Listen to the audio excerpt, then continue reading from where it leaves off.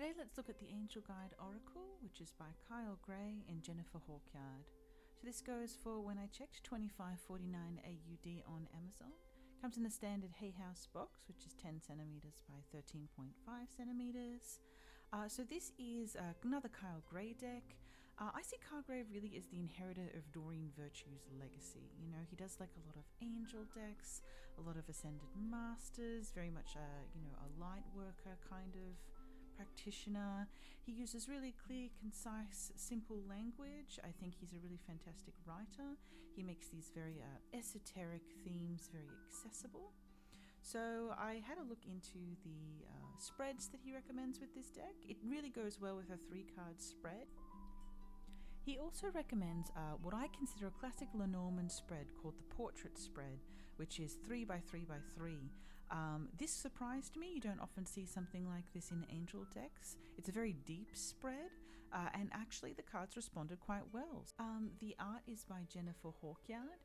Very digital, colourful, ethereal, and very nicely textured art. It's very figure focused. Each card will kind of focus on one figure, angel, ascended master. The voice of the deck, it's very personable, very light worker, by which I mean ascension, healing, connecting with spirits, especially angels and ascended masters.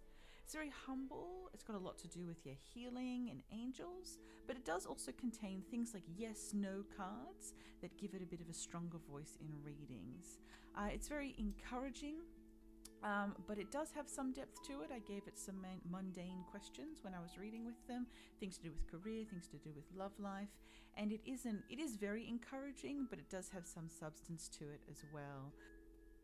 As for when you would use this deck, definitely you could use this with clients, especially if they wanted a little bit of encouragement, particularly in line with their spirituality. It does tend to lean towards positive responses, or yeses. There can be some negative responses, but it is a bit more unusual. So if you really did want kind of like a blunt reading, like is this a property worth buying, something like that, you might want to consult another deck as well.